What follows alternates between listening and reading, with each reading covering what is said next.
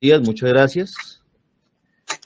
En efecto, y previo a dar trámite a mis correspondientes alegaciones de conformidad como lo establece el artículo 339 del Estatuto Procesal Penal, de antemano me parece completamente importante traer a colación los roles de los sujetos procesales aquí en la presente actuación, en especial en lo que refiere al Ministerio Público. Y esto, su señoría, pues teniendo en cuenta las distintas intervenciones que ha surtido el Ministerio Público a lo largo de esta actuación. Y resulta pues completamente relevante recordar cuál es el rol que desempeñan los procuradores dentro del proceso penal acusatorio. Y esto es, su señoría, pues que en virtud de lo anterior, estas facultades y estas obligaciones se encuentran pues claramente contenidas en los artículos 277, numeral séptimo de nuestra Constitución Política, donde se establece pues justamente que el Procurador General de la Nación, por sí o por intermedio de sus delegados y agentes, tendrá como funciones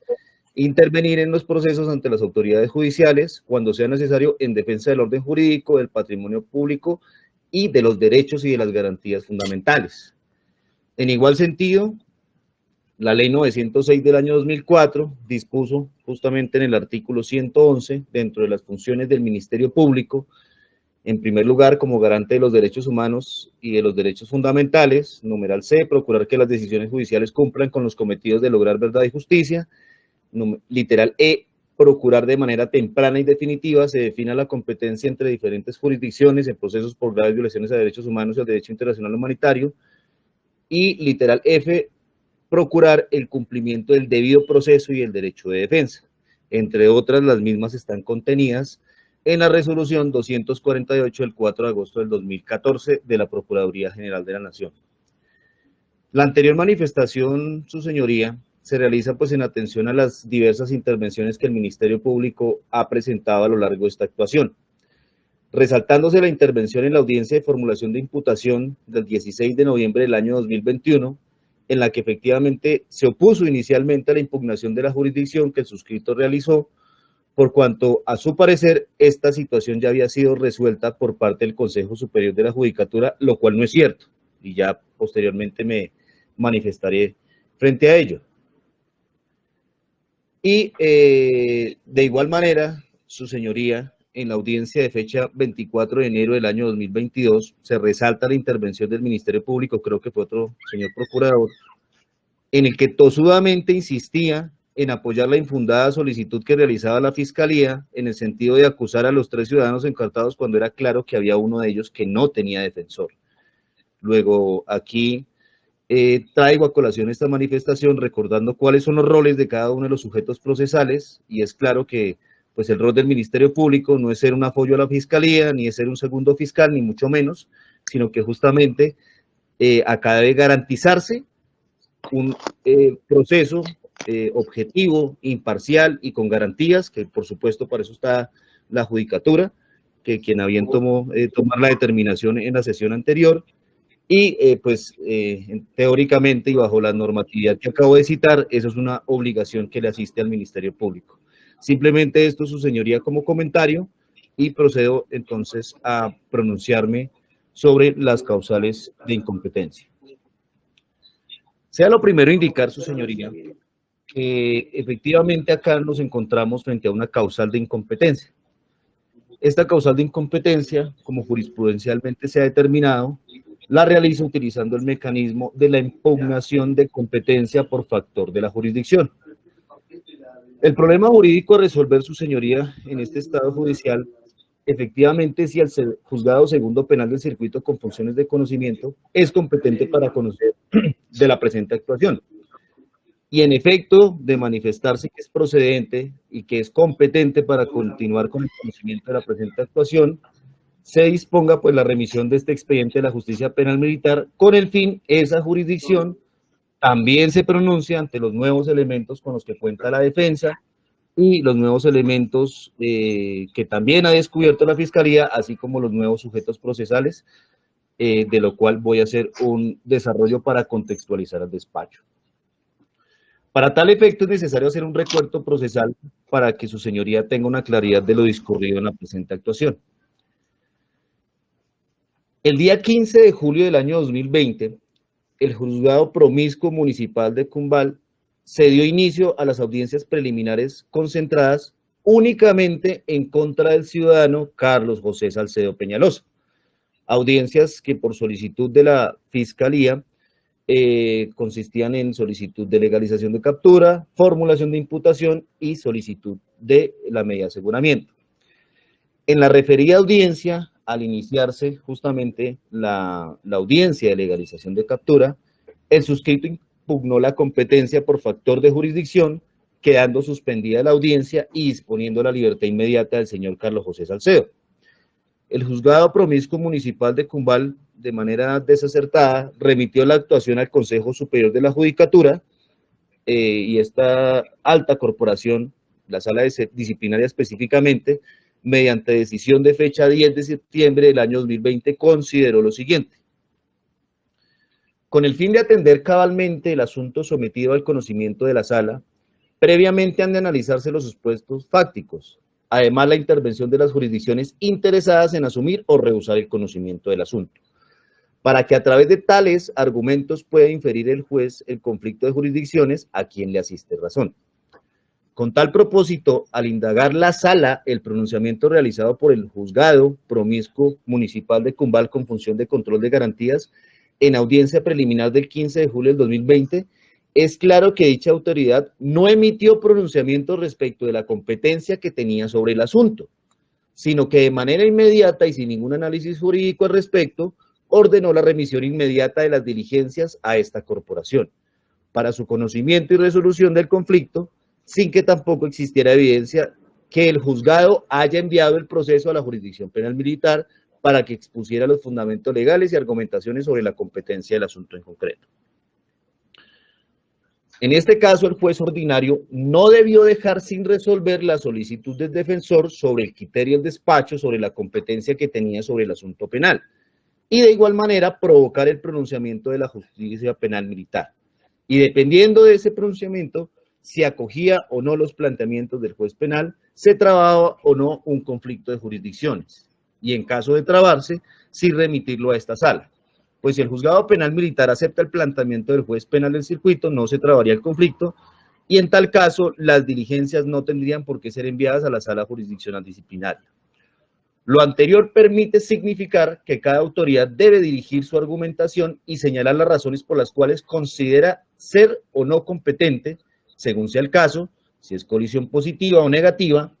ello bajo el principio de la autonomía funcional, es decir, que cada uno tiene la potestad de pronunciarse libremente sobre aspectos procesales y sustanciales que cree son de su resorte funcional,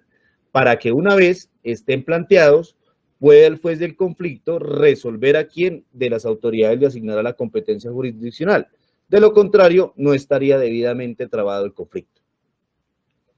La irregularidad procesal que se observa es que el juzgado, ante el cuestionamiento de la jurisdicción por parte del abogado, debió expresar sus razones y remitirlo al juzgado penal militar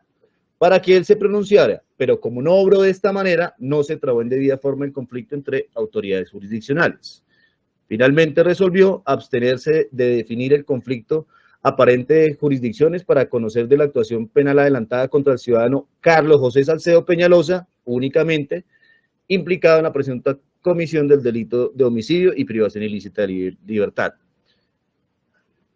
Y en acto seguido dispuso remitir el expediente al juzgado promiscuo municipal de Cumbal con función de control de garantías para los fines consiguientes a que haya lugar. Posteriormente, su señoría, el día 15 de julio, el juzgado promiscuo municipal, ante la decisión que emitió la alta corporación, esto es el Consejo Superior de la Judicatura, dispuso remitir las diligencias del ciudadano Carlos José Salcedo al juzgado 169 de instrucción penal militar, donde cursaba la investigación preliminar 718 para que emitiera su pronunciamiento frente a la jurisdicción y continuar con la actuación procesal. Posteriormente, su señoría, el día 16 de marzo del 2021, el juez promiscuo de Cumbal, sin terminar ni siquiera la audiencia iniciar la audiencia de imputación, emitió orden verbal de archivo de las diligencias. Esto en razón a solicitud de retiro de las audiencias de formulación de imputación y medida de aseguramiento por parte de la Fiscalía General de la Nación, quedando inconcluso la definición de competencias provocada por la impugnación que el suscrito realizara en su momento. Posteriormente, su señoría, entonces, vuelve y se reactiva la actuación procesal, esta vez con ocasión a las solicitudes que la señora fiscal nos acompaña el día de hoy realizó. El día 16 de noviembre del año 2021, a solicitud pues, de la Fiscalía 14 especializada, el Juzgado Tercero Penal Municipal con función de control de garantías dipiales se legalizó la captura del señor Carlos José Salcedo Peñalosa y de manera adicional de los señores Omar Eduardo Galíndez y Jaime Alberto Alba Zuleta. Acto seguido se realizó la audiencia de formulación de imputación en la que a los 3 ciudadanos mencionados se le imputó los delitos de homicidio agravado en concurso heterogéneo con el de privación ilícita de la libertad a título de dolo eventual y en coparticipación criminal. El suscrito se opuso a la referida imputación, argumentando que en principio el juez control de garantías debía pronunciarse respecto si era o no competente para conocer de la actuación y posteriormente remitir las diligencias a la justicia penal militar para su pronunciamiento, como quiera que el pronunciamiento de la jurisdicción ordinaria quedó inconcluso al haberse archivado las diligencias y era claro que tanto los sujetos procesales como los hechos claramente habían cambiado, y en virtud de ello era necesario un nuevo pronunciamiento por parte de la jurisdicción penal militar. El Juzgado Tercero Penal Municipal con función de control de garantías dipiales negó la impugnación, absteniéndose de pronunciarse si era competente o no, y descargándole esta responsabilidad al juez de conocimiento. Decisión completamente improcedente porque él tenía que pronunciarse respecto a si era competente o no era competente. Pues en efecto lo correcto era que emitiese ese pronunciamiento de la competencia que se le estaba impugnando y, más grave aún, ejecutorió la decisión negándome los recursos de ley. Inicialmente argumentaba que no estaba decidiendo y que la decisión pues estaba amparada en las manifestaciones hechas por la Fiscalía y por el Ministerio Público y en torno a que supuestamente el Consejo Superior de la Judicatura ya había dirimido el conflicto, de lo cual reitero, esto es falso y para tal efecto pues voy a adjuntar la correspondiente acta de la audiencia si la misma no reposa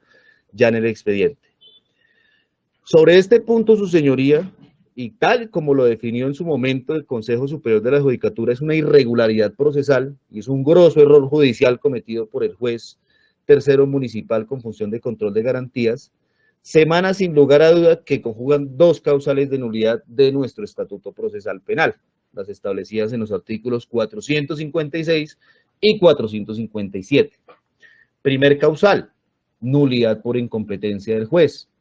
en razón a que la imputación se surtió ante un juez que ni siquiera quiso pronunciarse de su competencia por razón del fuero, en virtud justamente a esa falta de decisión, que finalmente después la negó, realmente armó, la expresión castiza que voy a utilizar, un enredo en el que primero dijo que estaba decidiendo, después dijo que no estaba decidiendo, y finalmente pues quedó inconclusa esta situación. Segunda causal de nulidad, y la más gravosa aún, nulidad por violación a garantías fundamentales. El Juzgado Tercero Penal Municipal con función de control de garantías dipiales violó de manera flagrante el principio de la doble instancia, el cual se encuentra contenido en el artículo 20 de nuestro Estatuto Procesal Penal y hace parte pues claramente del derecho fundamental al debido proceso de mis prohijados y el suscrito como sujeto procesal, en razón a que la desacertada decisión emitida en torno a la impugnación de la jurisdicción que se emitió en esta oportunidad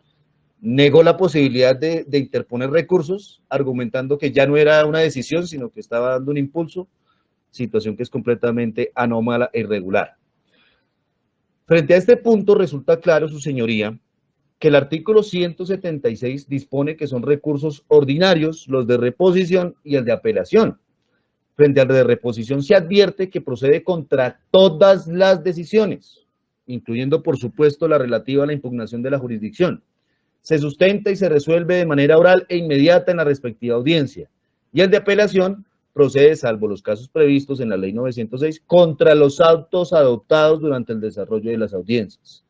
En virtud de lo anterior, resulta claro, su señoría, que el Juzgado Tercero Penal Municipal con función de control de garantías dipiales, al negarme la posibilidad de interponer los recursos ordinarios ante la irregular decisión que adoptó en esa audiencia y por ende impedirme sustentar los recursos, violó la garantía fundamental de la doble instancia establecida en el artículo 20 de la Ley 906 del 2004, no solamente de los sujetos procesales, sino del suscrito, porque la defensa también es sujeto procesal. Al respecto, su señoría, me permito dar lectura de manera muy breve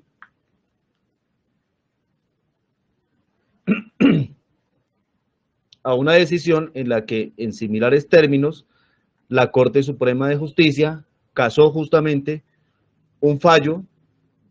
por los errores cometidos en la jurisdicción ordinaria en torno a la decisión frente a esta impugnación de jurisdicción. Esto es un auto de apenas el 13 de mayo del 2020, dentro de la radicación 48049, aprobado mediante acta 096, con ponencia del honorable magistrado Eugenio Fernández Carlier, quien sobre el asunto sostuvo. Una vez presentado el escrito de acusación contra Luz Karime Sánchez y Hermes Conejo Guasa por el delito de lesiones personales dolosas, al momento de realizar la audiencia de formulación respectiva el 4 de junio del 2004, el defensor, insistiendo en que debía conocer el asunto de la jurisdicción especial indígena, impugnó la competencia de la justicia ordinaria, al destacar que los procesados pertenecían al cabildo de Ambaló y vivían en ese territorio, ente que contaba no solo con las autoridades constituidas y reconocidas, sino con normas y procedimientos según el llamado derecho mayor, ley de origen o derecho propio, que resuelve los conflictos bajo el criterio de reorientación, insistiendo así en las comunicaciones orantes que denotaban en uno y otro caso la condición de indígenas de los procesados. La Corte estima que en este caso se cumple con el elemento personal o subjetivo para aceptar la condición de indígenas de Luz Karime Sánchez y Hermes Conejo, pertenecientes al pueblo ancestral Ambaló, sin que sea dable escudar que falta de la formalidad de la inscripción en el censo, según otro documento que probara su pertenencia a este resguardo, lo cual se satisface con la manifestación escrita que hiciera el gobernador y el comisario de cabildo de esta comunidad. A su turno, el defensor de los procesados, al momento de cuestionar la competencia de la jurisdicción ordinaria, destacó también que el resguardo contaba con un ámbito territorial, tenía autoridades constituidas y reconocidas con normas y procedimientos según el llamado derecho mayor, ley de origen o derecho propio, que resuelve los asuntos bajo el criterio de reorientación. Por tanto, estima la Corte que ese elemento se encuentra satisfecho. Por lo anterior, razón le asiste al casacionista cuando destaca que era la jurisdicción especial indígena la que dio a conocer sobre el presente asunto, por ello el prosperar el cargo de casar el fallo impugnado a fin de declarar la nulidad de todo lo actuado en la justicia ordinaria, remitiéndola al cabildo indígena pueblo ancestral de Ambaló, Silvia, Cauca. Si bien su señoría en la decisión de la que acabo de dar lectura, pues claramente se observa que se está haciendo referencias a la jurisdicción indígena, lo cierto es que el fondo del asunto obedece justamente a la impugnación de la jurisdicción ordinaria, que es justamente lo que estoy realizando el día de hoy. Y mire su señoría cómo en una actuación del año 2004 hasta el año 2020 resulta la Corte Suprema de Justicia casando un fallo y declarando la nulidad de todo lo actuado por la jurisdicción ordinaria. Evidentemente por celeridad procesal, con el fin justamente de buscar una verdad y este llamado a la justicia, pues justamente se realiza esta impugnación a la jurisdicción, puesto que el suscrito considera que efectivamente no le asiste competencia ni a la Fiscalía 14 especializada, ni a su señoría, lo digo muy respetuosamente, para conocer de la presente actuación en virtud de la normatividad supranacional y nacional que a continuación procede a dar lectura. El artículo 221 de la Constitución Política de Colombia establece: de las conductas punibles cometidas por los miembros de la fuerza pública en servicio activo y en relación con el mismo servicio, conocerán las cortes marciales o tribunales militares, con arreglo a las prescripciones del Código Penal Militar. Tales cortes o tribunales estarán integrados por miembros de la fuerza pública. En igual sentido y en consonancia de lo anterior, el artículo 29 de la Constitución Política establece: el debido proceso se aplicará a toda clase de actuaciones administrativas. Nadie podrá ser juzgado sino conforme a las leyes preexistentes al acto que se le imputa, ante juez competente y con observancia de la plenitud de las propias formas de cada juicio. Esta tesis, su señoría, tiene resorte no solamente en la Constitución Política colombiana, sino también en el bloque de constitucionalidad, dentro del cual, pues, evidentemente se vinculan todos los tratados y convenios internacionales que son ratificados por el Congreso y que reconocen los derechos humanos y prohíben su limitación en los estados de excepción, establecido justamente en el artículo 93. Y gracias, o a propósito de este artículo 93, pues se trae a colación nuestro Pacto de San José de Costa Rica, 1969, que es la Convención Americana sobre Derechos Humanos, en el cual el artículo 8 establece como garantías judiciales que en efecto toda persona tiene derecho a ser oída con las debidas garantías dentro de un plazo razonable por un juez o tribunal competente, independiente e imparcial, establecido con anterioridad por la ley, en la sustanciación de cualquier actuación penal formulada contra ella o para la determinación de sus derechos y obligaciones de orden civil, laboral o fiscal o de cualquier otro carácter. A su vez, su señoría, es el artículo 30 de nuestro mismo Estatuto Procesal Penal, norma rectora para la jurisdicción ordinaria en materia penal, que establece excepciones a la jurisdicción penal ordinaria. Se exceptúan los delitos cometidos por los miembros de la fuerza pública en servicio activo y en relación con el mismo servicio y los asuntos de los cuales conozca la jurisdicción indígena. Por su parte, su señoría, la ley 522 de 1999, antiguo Código Penal Militar, pero aún vigente en lo sustantivo, establece que los delitos cometidos por los miembros de la fuerza pública en servicio activo y en relación con el servicio, conocerán las cortes marciales o los tribunales militares con arreglo a las disposiciones de este código. Tales cortes o tribunales estarán integrados por miembros de la fuerza pública en servicio activo o en retiro. Artículo 2. Delitos relacionados con el servicio. Son aquellos relacionados con el servicio, aquellos cometidos por los miembros de la fuerza pública, derivados del ejercicio de la función militar o policial que les es propia. De conformidad con las pruebas allegadas, la autoridad judicial que conoce del proceso determinará la competencia de acuerdo con las disposiciones constitucionales, legales y reglamentarias que regulan la actividad de la fuerza pública. Por su parte, su señoría, la ley 1407 del 2010, nuevo Código Penal Militar,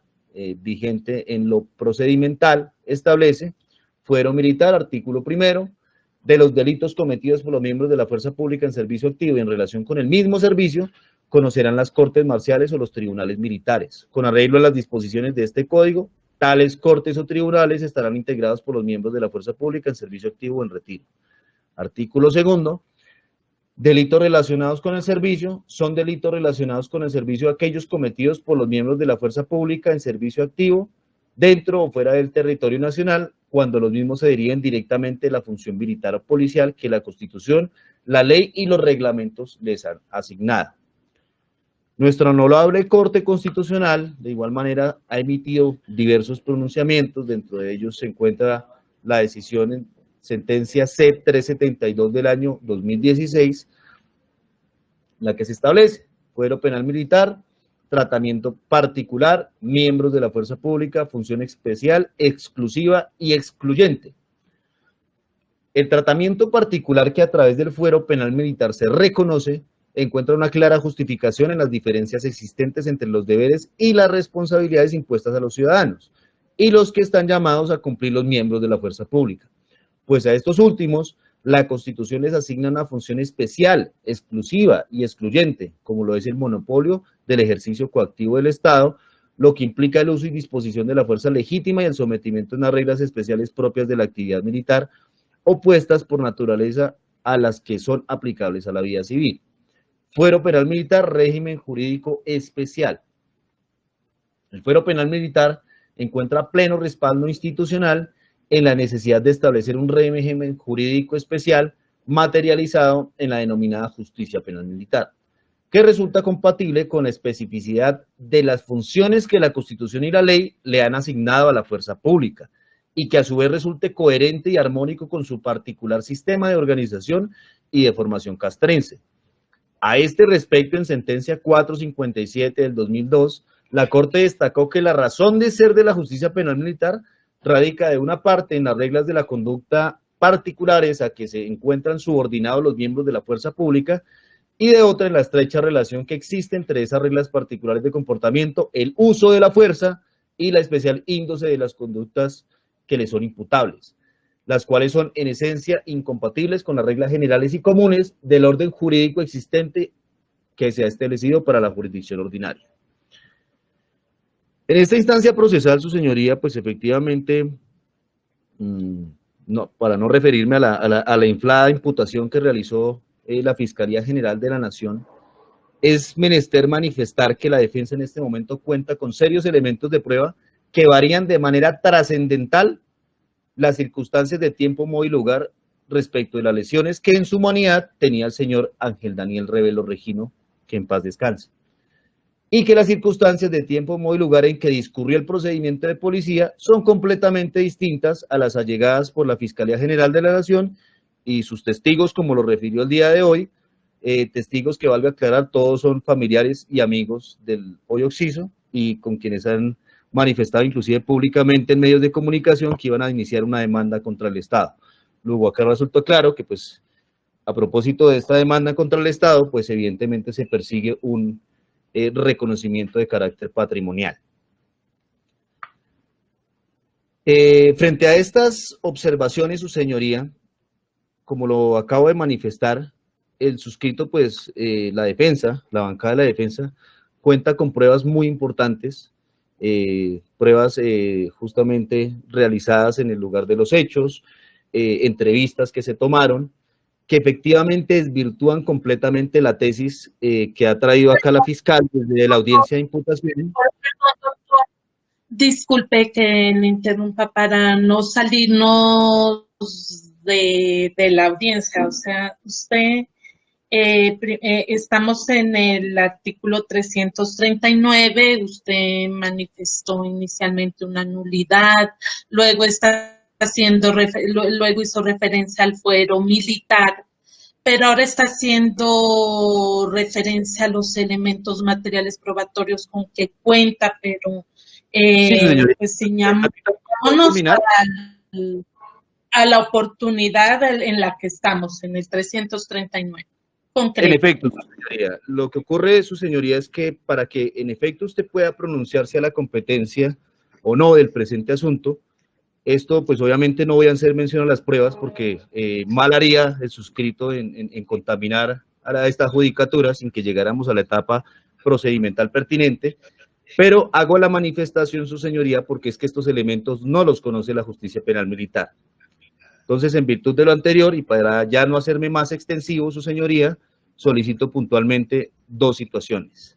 La primera, pues que se decrete en efecto la nulidad de todo lo actuado desde la audiencia de formulación de imputación, inclusive ese acto procesal, por realizarse, en primer lugar, por funcionarios sin competencia y por haberse violado las garantías fundamentales de mis representados y el suscrito, disponiendo en consecuencia el restablecimiento del derecho fundamental a la libertad de los hoy procesados y disponiendo la remisión al expediente que cursa en este despacho y la investigación de la Fiscalía General de la Nación al juzgado 169 penal militar, juzgado al que nosotros en su momento, y una vez se remita el expediente, haremos llegar los elementos material de prueba que tenemos en este momento para que esa judicatura se pronuncie y se pueda establecer si en efecto hay lugar o no a un conflicto jurisdiccional. En segundo lugar, su señoría, y en caso de que por alguna situación se considere que no hay lugar a decretarse la nulidad invocada, solicito que con los elementos de conocimiento que cuenta la defensa, este despacho se pronuncie sobre la competencia del asunto y se disponga la remisión del expediente al juzgado 169 de instrucción penal militar, como lo dispone la decisión del Consejo Superior de la Judicatura, de la cual he hecho referencia. En virtud de lo anterior, su señoría solicitaría de su autorización para efecto de correr traslado de la decisión del Consejo Superior de la Judicatura, de la cual he hecho referencia, y el acta de la audiencia de la cual he hecho referencia, en la que se evidencia el error garrafal cometido por el Juzgado de Control de Garantías.